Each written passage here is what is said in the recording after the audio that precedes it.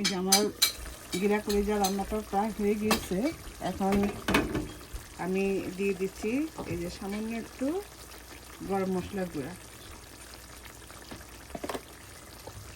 আর দিব একটু গোলমরিচের গুঁড়া, সব অল্প অল্প।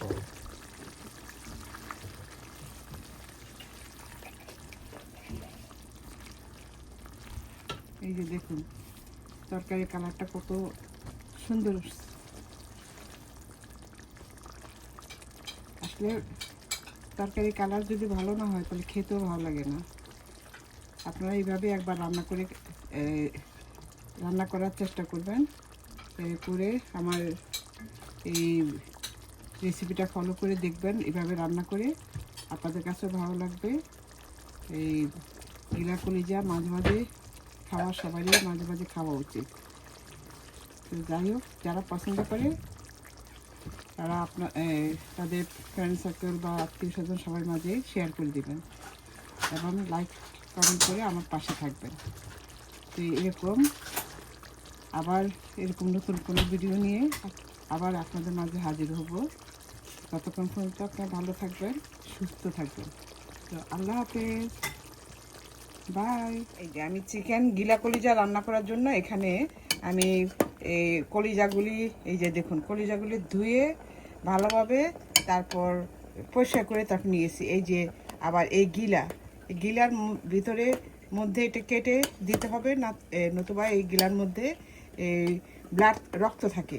এই যে আমি এই গিলাগুলি এইভাবে কেটে তারপর ভিতরে রক্তগুলি পরিষ্কার করে ধুয়ে তারপরে এখন একটু সামান্য হলুদ দিয়ে আমি এটা একটু সিদ্ধ করে নিচ্ছি, অর্ধেক সিদ্ধ করব। এই যে দেখুন কি পরিমাণ এই কলিজা থেকে ময়লাগুলি বের হচ্ছে।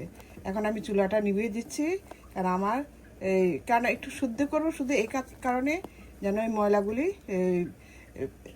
চলে যায় আর কি, ময়লাগুলি উঠে আসে, এই যে বের হয়ে আসে।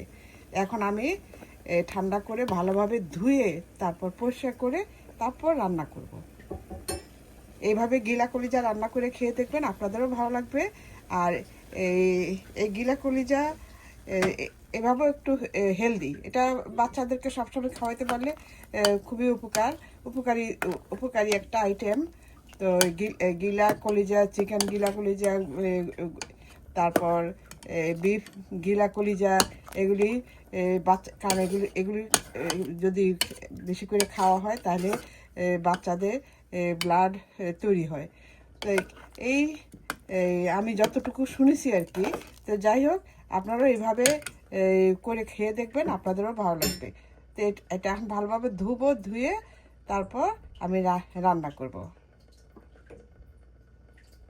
এই দেখুন আমি গিলা কলিজাটাকে ধুয়ে পরিষ্কার করে নিয়ে এসেছি।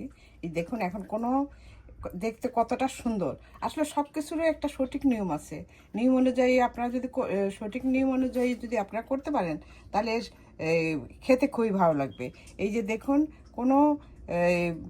আর যদি এটা সঠিক নিয়মে সিদ্ধ না করে ময়লাটা ফেলে না দেন তাহলে হবে ওই যখন রান্না করবেন তখন এগুলো একটা গন্ধ থাকবে, আর তরকারির কালারটাও দেখতে ভালো লাগবে না। তো কাজে এইভাবে আপনারা সঠিক নিয়মে করবেন, করে খেয়ে দেখবেন, আপনাদেরও ভালো লাগবে।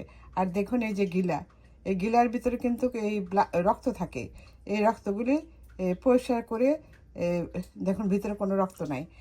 তো আসুন তাহলে কিভাবে আমি রান্না করব এই রান্নাটা একবার দেখে নেওয়া যাক। মুরগির গিলা কলিজা রান্না করার জন্য আমি এখানে আগে থেকে কড়ার মধ্যে এই যে কয়েকটা লং, দারচিনি আর একটা তেজপাতা, আমি সরষের তেল দিয়ে রান্না করব। এখন আমি দিয়ে দিচ্ছি সরষের তেল, আপনারা সাদা তেল দিয়ে রান্না করতে পারেন।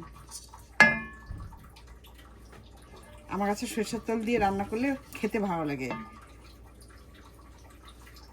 আর সরষের তেল স্বাস্থ্যের জন্য ভালো। আর দিয়ে দিচ্ছি এখানে এলাচি, কয়টা এলাচি।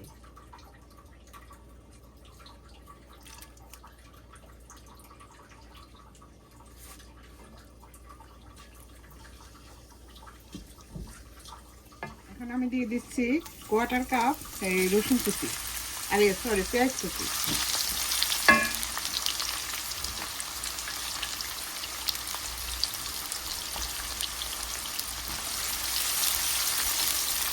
একটু ভেজে নিব, একটু হালকা বাদামি হলে পর তারপরে মশলা দেবো। এই যে আমার পেঁয়াজটা হালকা বাদামি করে ভাজা হয়ে গেছে। এখন দিয়ে দিব আমি কয়েকটা কাঁচামরিচ, আমি লম্বা লম্বি করে আমি কেটে দিয়েছি।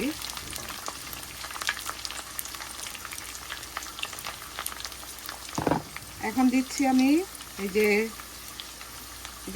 হাফ টেবিল স্পুন আদা এবং রসুন বাটা।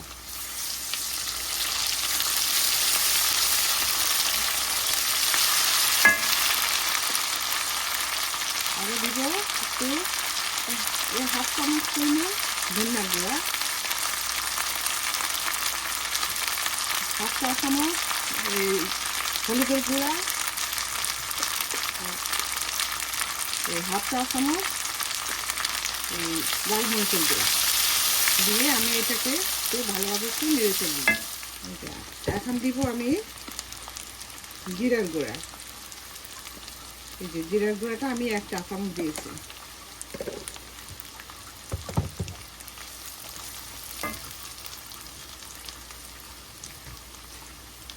দিচ্ছি গিলা কইজা আমি ধুয়ে রেখেছিলাম সেগুলি।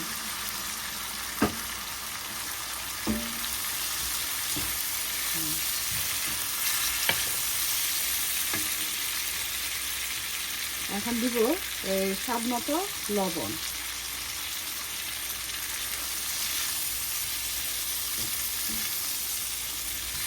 দিয়ে আমি হালকা একটু ভাজবো যাতে মশলাটা এই গিলা কলিজার মধ্যে ঢুকে। আমি ঢেকে রেখে একটু চুলার এই আগুনটা আমি মিডিয়াম হিটে রেখে আমি একটু ঢেকে তারপরে এটাকে একটু ঢেকে রাখবো। এই যে আমি ঢাকনাটা তুলে একটু নেড়ে দিচ্ছি, দেখুন।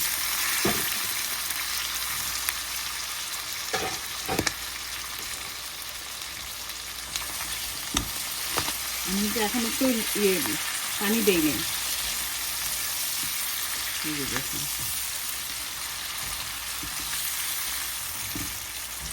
আমি ঝালটা একটু কম দিয়েছি কারণ যেহেতু আমি কাঁচামরিচ কেটে দিয়েছি, আমি কাঁচামরিচ আর দিব একটু এখন পরিমাণ মতো পানি, গরম পানি দিয়ে দিয়েছি, দিয়ে তারপর আমি ঢেকে রান্না করব। কারণ খুব বেশি পানি দিতে হবে না, যেহেতু এটা আগে একটু সিদ্ধ করা।